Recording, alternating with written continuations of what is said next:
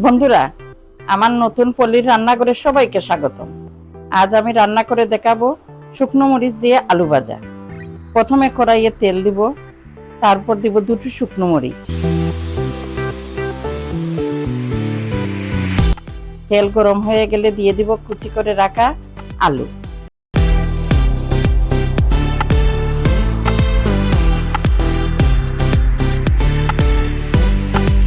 একটু নেড়েচেড়ে পরিমাণ মতো হলুদ ও লবণ দিয়ে দিব।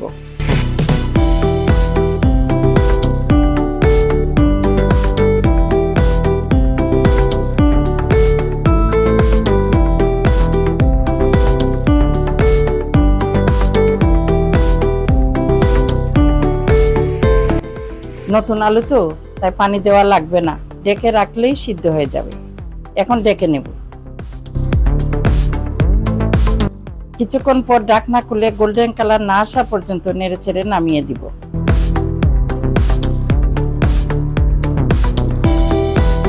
বন্ধুরা, এই রেসিপিটা ট্রাই করে দেখবে, অনেক ভালো লাগবে।